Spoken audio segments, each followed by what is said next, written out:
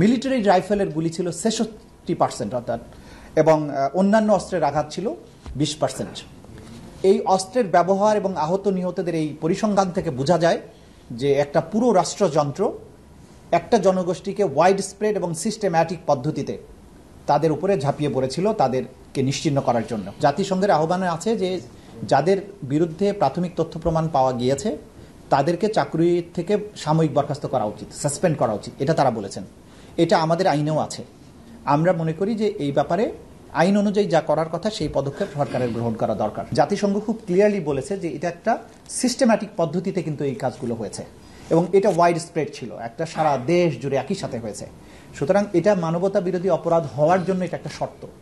জাতিসংঘ এটা ক্লিয়ারলি বলে দেওয়ার মাধ্যমে আমরা যে আন্তর্জাতিক অপরাধ ট্রাইব্যুনালের তদন্তটা করছি তার পক্ষেই আসলে একটা প্রমাণ তুলে ধরেছেন। গতকালকে দুটো ইম্পর্টেন্ট ঘটনা ঘটেছে, আপনারা দেখেছেন। একটা হচ্ছে বাংলাদেশে জুলাই আগস্টে যে সংগঠিত মানবতা বিরোধী অপরাধ এবং যে হত্যাকাণ্ড ঘটেছিল নিষ্ঠুরতম পন্থায়, সেটার ব্যাপারে জাতিসংঘের একটা ফ্যাক্টস ফাইন্ডিং মিশন কাজ করেছিল এবং তারা পরশু রাত্রে তাদের প্রতিবেদনটা প্রকাশ করেছেন। সেই প্রতিবেদনে তারা সুস্পষ্টভাবে উল্লেখ করেছেন যে শেখ হাসিনা এবং তার সুপিরিয়র রেসপন্সিবিলিটির আন্ডারেই বাংলাদেশে জুলাই আগস্টে গণহত্যা সংগঠিত হয়েছিল, মানবতা বিরোধী অপরাধ সংগঠিত হয়েছিল। শেখ হাসিনার কমান্ড রেসপন্সিবিলিটির বাইরেও আওয়ামী লীগের সাধারণ সম্পাদক ওবায়দুল কাদের এবং তদানীন্তন স্বরাষ্ট্রমন্ত্রী আসাদুজ্জামান খান কামাল তারাও এই হত্যাকাণ্ডের নির্দেশদাতাদের মধ্যে অন্তর্ভুক্ত বলে জাতিসংঘ রিপোর্ট দিয়েছেন। জাতিসংঘের রিপোর্টে যে সমস্ত বিষয় উল্লেখযোগ্যভাবে বলা হয়েছে সেগুলোর মধ্যে একটা হচ্ছে যে তারা বলেছেন 1400-র মতো মানুষ নিহত হয়েছেন, আহত হয়েছেন 14,000-এর কাছাকাছি মানুষ। এই হত্যাকাণ্ডের রাষ্ট্রীয় বাহিনীগুলো, গোয়েন্দা সংস্থা, বিভিন্ন সামরিক, আধা সামরিক এবং পুলিশ বাহিনী এই হত্যাকাণ্ডে অংশ নিয়েছে, সেটা তারা উল্লেখ করেছেন। তারা আরও উল্লেখ করেছেন যে এই হত্যাকাণ্ড চালানোর সময় বিশেষ করে নারী এবং শিশুদেরকে টার্গেট করে হত্যা করা হয়েছে। নিহত 1400 মানুষের মধ্যে শিশু 118 জন। শিশুদেরকে বিশেষভাবে টার্গেট করে মানুষকে এই হত্যাকাণ্ডটা চালানো হয়েছে যাতে করে মানুষের মধ্যে আতঙ্ক ছড়িয়ে দেওয়া যায়। জাতিসংঘ তার প্রতিবেদন আরও উল্লেখ করেছে যে যারা আহত হয়েছিলেন তাদেরকে চিকিৎসা সেবা নিতে বাধা দেওয়া হয়েছে, অ্যাম্বুলেন্স আটকানো হয়েছে, হাসপাতালের বেড থেকে গ্রেপ্তার করা হয়েছে, চিকিৎসা না দিতে বাধ্য করা হয়েছে, মৃত্যুর কারণকে ভুলভাবে উপস্থাপন করা হয়েছে, গোয়েন্দা নজরদারি করার মাধ্যমে ছাত্র নেতৃবৃন্দকে গ্রেপ্তার করা হয়েছে, তাদেরকে তুলে নেওয়া হয়েছে সিস্টেম্যাটিক পদ্ধতিতে, সেগুলো তারা উল্লেখ করেছেন। এই যে জাতিসংঘ রিপোর্টটা প্রকাশ করলেন, তারা যে সমস্ত কথা উল্লেখ করেছেন তার সাথে আমরা আমাদের আন্তর্জাতিক অপরাধ ট্রাইব্যুনালের তদন্ত সংস্থা যে তদন্তটা করছেন সেই তদন্তে আমরা যে সমস্ত তথ্য প্রমাণ আদি পাচ্ছি, জাতিসংঘের অধীনে সংগঠিত যে তদন্ত এবং আমাদের তদন্তের মধ্যে আসলে মৌলিক কোনো পার্থক্য নেই। তারা আমাদের এই তদন্ত সংস্থার কাছে যে প্রাপ্ত অভিযোগ এবং আমরা যে প্রাপ্ত তথ্য সেটার সাথে হুবহু তাদের এই রিপোর্টের মিল রয়েছে। তারা বলেছেন তারা এই বিস্তারিত প্রতিবেদন প্রকাশের পরে তারা বেশ কিছু সুপারিশ করেছেন। সেই সুপারিশের মধ্যে 5টা সেক্টরে তারা সংস্কারের কথা বলেছেন। একটা হচ্ছে বিচার বিভাগের ব্যাপারে তাদের সুনির্দিষ্ট প্রস্তাবনা আছে, পুলিশ এবং সিকিউরিটি সেক্টরের ব্যাপারে প্রস্তাবনা দিয়েছেন, সিভিক স্পেসের ব্যাপারে তারা নাগরিক অধিকারের ব্যাপারে প্রস্তাবনা দিয়েছেন, পলিটিক্যাল সিস্টেমের সংস্কারের কথা বলেছেন, ইকোনমিক গভর্নেন্সের কথা বলেছেন। তা আমাদের সাথে রিলেটেড যেহেতু বিচার ব্যবস্থা, সেই সংক্রান্ত ব্যাপারে জাতিসংঘে যেগুলো বলেছেন, তারা যেটা বলেছেন যেহেতু সরকারের প্রধানের কমান্ড রেসপন্সিবিলিটিতে এই ঘটনাগুলো ঘটেছে এবং রাষ্ট্রীয় বাহিনীগুলো এটার সাথে সম্পৃক্ত ছিল, যে সমস্ত অফিসাররা এই ঘটনার সাথে জড়িত ছিল বলে প্রাথমিক তথ্য প্রমাণে পাওয়া যাবে, জাতিসংঘ সুপারিশ করেছে প্রত্যেককে সাসপেন্ড করার জন্য, ফেয়ার এবং ইম্পার্শিয়াল ট্রায়াল যাতে হতে পারে।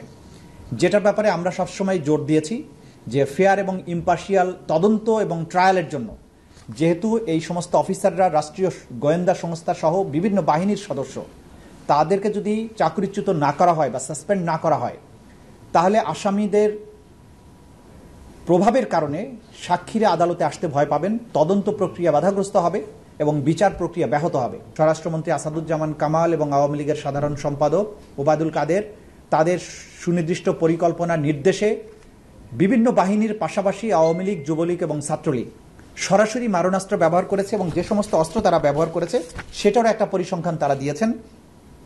শটগানের গুলি ছিল 12%, পিস্তলের গুলি ছিল 20%, মিলিটারি রাইফেলের গুলি ছিল 66% অর্থাৎ, এবং অন্যান্য অস্ত্রের আঘাত ছিল 20%।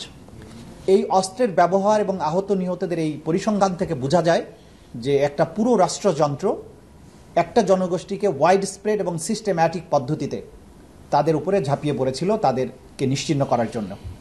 এইটা মানবতা বিরোধী অপরাধের পক্ষে একটা সুস্পষ্ট এবং অসম্ভব জোরালো একটা প্রমাণ। এই প্রমাণটি আন্তর্জাতিক অপরাধ ট্রাইব্যুনালের তদন্ত সংস্থার মাধ্যমে একটা এভিডেন্স হিসেবে ট্রাইব্যুনালে আসবে এবং যেহেতু জাতিসংঘ এটি বিশ্বের সবচাইতে বড় এবং সর্বজন গ্রহণযোগ্য একটা সংস্থা, তাদের এই রিপোর্টটা সম্পূর্ণ ইম্পার্শিয়াল, কোনো দলের দ্বারা প্রভাবিত হয়ে হয়নি। তারা আমাদের সাথেও কথা বলেননি, তারা অপরাধীদের সাথে কথা বলেছেন, ভিকটিমদের সাথে কথা বলেছেন এবং যেখানে কথা বলা দরকার সেগুলো সেই জায়গায় কথা বলেছেন। সুতরাং এটা অকাট্য দলিল প্রমাণ হিসাবে এই আদালতে ব্যবহার করা যাবে এবং সেটা আমরা ব্যবহার করব বলে আপনাদের জানাচ্ছি। দ্বিতীয় যে বিষয়টা নিয়ে আজকে আপনাদেরকে বলবো সেটি হচ্ছে যে আয়নাঘর অর্থাৎ গোপন যে নির্যাতন কেন্দ্র, টর্চার সেল এবং বন্দিশালা গত 15 বছর ধরে সাবেক সরকার সিস্টেম্যাটিক পদ্ধতিতে বাংলাদেশের ভিন্ন মতকে দমন করার জন্য নির্যাতন, গোপনে হত্যা এবং গোপনে বন্দী করার যে একটা কালচারে পরিণত করেছিল সেটা উন্মোচিত হয়েছে। মাননীয় প্রধান উপদেষ্টা গতকালকে 3টি প্রধান গোপন বন্দিশালায় পরিদর্শনে গিয়েছিলেন এবং সেখানে গিয়ে আমরা সেখানে গুম কমিশন, বিশ্বের বিভিন্ন দেশের সাংবাদিক এবং আমরা আন্তর্জাতিক অপরাধ ট্রাইব্যুনালের চিফ প্রসিকিউটর, তদন্ত সংস্থার সমন্বয়ক, আমরা সহ এটা ভিজিট করেছি। যে বিভৎসতার চিত্র আমরা দেখেছি, যে সমস্ত ইলেকট্রিক চেয়ারের কথা, যেটা ছবি এসেছে আপনারা জানেন, অনেকে এটা ভুলে বলেছেন যে শক দেওয়ার জন্য, এটা শক দেওয়ার জন্য না, ওই চেয়ারে বসিয়ে আসলে ঘুরানো হতো।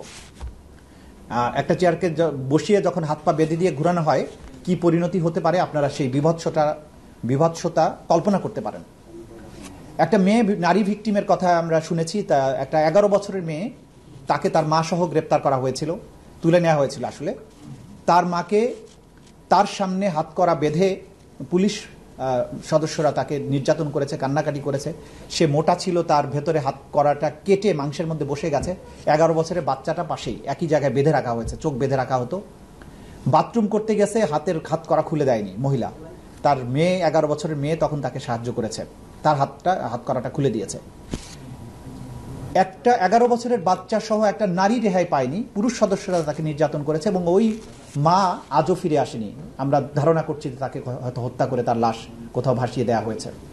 সেই মেয়েটা কিন্তু আইডেন্টিফাই করেছে কোন জায়গায়, কোন কর্নারে তাকে রাখা হয়েছিল, কিভাবে তাকে নির্যাতন করা হয়েছে দেখিয়েছেন। 3টি ডিটেনশন সেন্টারে বন্দিরা যারা ছিলেন তাদের মধ্যে উল্লেখযোগ্য 2 জন বা 3 জন করে বন্দিরা গিয়েছিলেন। তারা আইডেন্টিফাই করেছেন কোন জায়গায় তাকে বেঁধে রাখা হতো, কোন বাথরুমে তাকে নেওয়া হয়েছে, কি কি যন্ত্রের সাথে তাকে টর্চার করা হয়েছে। আমরা যেটা দেখেছি যে এই টর্চার কেন্দ্রের ব্যাপক আলামত বিনষ্ট করা হয়েছে। নির্যাতনের জন্য যেখানে তাকে আটকে রাখা হতো, ঝুলানো হতো, সেগুলো ভেঙে ফেলা হয়েছে। অনেক আলামত আমরা জব্দ করেছি। ইলেকট্রিক শক দেওয়ার ব্যবস্থা ছিল, চোখ বেঁধে রাখা হতো, 3 feet by 3 feet, 2 feet by 3 feet cell, সেগুলো প্রধান উপদেষ্টা দেখেছেন, তিনি নিজে ঢুকেছেন সেগুলোর ভেতরে। অর্থাৎ একটা মানুষকে পৈশাচিক পদ্ধতিতে কত নির্মমভাবে নির্যাতন করা যায়, এই বন্দিশালাগুলো ভিজিট না করলে একজন মানুষের পক্ষে বিশ্বাস করাটাই কঠিন ছিল। আমরা যেটা বারবার বলেছি যে এই নির্যাতন কেন্দ্রগুলো ছিল এবং যারা এর সাথে সম্পৃক্ত তাদেরকেই কিন্তু আমরা গ্রেপ্তারের জন্য বা এই বিচারের জন্য মুখোমুখি করতে চাই। এই দুটো তথ্যের পাশাপাশি আমরা যেটা বলবো যে অনেক কর্নার থেকে নানান ধরনের আর্গুমেন্ট করার চেষ্টা করা হচ্ছে যে বিভিন্ন আইন শৃঙ্খলা রক্ষাকারী বাহিনী, নিরাপত্তা বাহিনীর বিচার কি তাদের নিজস্ব আইনে করা যায় কিনা। আপনাদেরকে সুস্পষ্টভাবে বলতে চাই, আন্তর্জাতিক অপরাধ ট্রাইব্যুনাল আইন 1973 সেটি সংবিধান দ্বারা সংরক্ষিত এবং প্রোটেক্টেড। এই আইনটি বাংলাদেশের সকল আইনের উপরে তার বিশেষ মর্যাদা আছে। এই আইনে মানবতা বিরোধী অপরাধ, গণহত্যা, যুদ্ধ অপরাধ, এই সমস্ত আন্তর্জাতিক আইনের অধীনে যেসব অপরাধ আছে তার বিচার করা যায়। বাংলাদেশের সেনাবাহিনীর আইনে, বিডিআর বলেন, বিজিবি বলেন, র্যাব বলেন, কোনো আইনই গণহত্যা, মানবতা বিরোধী অপরাধের বিচার করার কোনো ব্যবস্থা রাখা হয়নি। এবং সুপিরিয়র রেসপন্সিবিলিটি এবং কমন রেসপন্সিবিলিটির কোনো বিচারও কিন্তু এইসব আইনে করার সুযোগ নেই। সুতরাং যারা এই সমস্ত অপরাধী বাহিনীর মধ্যে থেকে অপরাধে সম্পৃক্ত ছিলেন তাদেরকে বিচার করার একমাত্র উপযুক্ত ফোরাম হচ্ছে আন্তর্জাতিক অপরাধ ট্রাইব্যুনাল। যারা যারা এই আইনে এইখানকার মামলায় যাদের বিরুদ্ধে গ্রেপ্তারি পরোয়ানা জারি করা হয়েছে, আমরা রাষ্ট্রকে, আইন শৃঙ্খলা রক্ষাকারী বাহিনীকে বলবো নির্দ্বিধায় যে সেই আদালতের আদেশগুলো তারা যাতে পালন করেন, এবং সকল বাহিনী, সকল ব্যক্তিকে আমরা অনুরোধ করব যে একটা রাষ্ট্রের বিচার ব্যবস্থাকে সাহায্য করা আপনাদের দায়িত্ব, এবং কোনো ব্যক্তি বা কোনো প্রতিষ্ঠান কখনো রাষ্ট্র এবং জনগণের উপরে হতে পারে না। কোনো ব্যক্তি আইনের ঊর্ধ্বে হতে পারে না। জাতিসংঘ খুব ক্লিয়ারলি বলেছেন যে এই সমস্ত যারা ক্ষমতাসীন বিভিন্ন পদে অধিষ্ঠিত থেকে অপরাধ করেছেন তাদেরকে যাতে সাসপেন্ড করা হয়, আমরা এটার সাথে একমত। আমরা মনে করি যাদের বিরুদ্ধে সম্ভাব্য যারা অপরাধী, যাদের বিরুদ্ধে আমরা তথ্য প্রমাণাদি পাচ্ছি, যাদের বিরুদ্ধে ওয়ারেন্ট ইস্যু হচ্ছে এবং ওয়ারেন্ট ইস্যু ছাড়াও যাদের ব্যাপারে প্রাথমিক তথ্য প্রমাণ পাওয়া যাচ্ছে, আমি সরকারের কাছে অনুরোধ করব জাতিসংঘের এই তথ্য অনুযায়ী সেই ব্যাপারে যাতে সরকার পদক্ষেপ গ্রহণ করেন। এবং আপনারা ইতিমধ্যে জেনেছেন, সরকারও বলেছেন যে তারা জাতিসংঘের রিপোর্টকে স্বাগতম জানান, সেটার ভিত্তিতে যথাযথ পদক্ষেপ নেওয়া হবে আমরা আশা করছি। রাজনৈতিক দলকে নিষিদ্ধ করা হবে কি হবে না এটা রাষ্ট্রের সিদ্ধান্তের ব্যাপার। তবে দলগতভাবে অপরাধের প্রমাণ পাওয়া গেলে সেই দল বা সংগঠনের বিরুদ্ধে ব্যবস্থা নেওয়ার সুযোগ আমাদের আইনে আছে। সেক্ষেত্রে দলের বিরুদ্ধে আনুষ্ঠানিক তদন্ত শুরু করা বা অভিযোগ নিয়ে কাজ করার সুযোগ আছে। সেটা ভবিষ্যতে করা হবে কিনা এটা আমরা এখনো সিদ্ধান্ত নেইনি। তবে অভিযোগ, তথ্য প্রমাণাদি আছে এখন পর্যন্ত বিদ্যমান, প্রয়োজন হলে সেই ব্যাপারে যথাযথ পদক্ষেপ গ্রহণ করা হতে পারে। বাট এটার পেছনে রাষ্ট্রের একটা সিদ্ধান্তের প্রয়োজন হবে। আইসিসিতে যাবার প্রয়োজন নেই। জাতিসংঘ যখন তদন্ত করে আপনাকে স্বীকৃতি দিচ্ছে যে এখানে এটা হয়েছে, তো আইসিসিতে আবার যাবার প্রয়োজন তো নাই স্বীকৃতির জন্য। আন্তর্জাতিক স্বীকৃতি তো অলরেডি জাতিসংঘ দিয়েছে। জাতিসংঘের এই স্বীকৃতির পরে আর কোনো বড় ধরনের স্বীকৃতির প্রয়োজন নেই। আর আইসিসিতে যাবার প্রশ্ন আসে তখনই যদি কোনো রাষ্ট্রের ভেতরে সংগঠিত মানবতা বিরোধী অপরাধের বিচার করতে সেই রাষ্ট্র সক্ষম না হয়, অথবা সেই রাষ্ট্র আনউইলিং হয়। দুটো ক্ষেত্রে, একটা রাষ্ট্র ইচ্ছুক না এই বিচার করতে, আর একটা রাষ্ট্র এই বিচার করতে সক্ষম না, সেক্ষেত্রে কোনো স্টেট পার্টি আইসিসিতে যেতে পারে। আমাদের রাষ্ট্র এই বিচার করতে শুধু সক্ষমই না, তারা এই ব্যাপারে চরমভাবে উদ্গ্রীব। সুতরাং আমাদের আইসিসিতে যাবার প্রয়োজন নেই। জাতি বিচার দেখতে চায় এবং সুষ্ঠু এবং নিরপেক্ষ বিচার করতে হবে আমাদেরকে, শুধু বিচার যেন তেন উপায়ে নয়। সেই সুষ্ঠু এবং নিরপেক্ষ তদন্তের সাথে যা যা করা দরকার সেটা করা উচিত প্রত্যেকেরই। এবং সবাইকে আমরা যেটা অনুরোধ করছি যে যার জায়গা থেকেই সবাই সহযোগিতা করবেন, কারণ রাষ্ট্র, দেশ সবার উপর।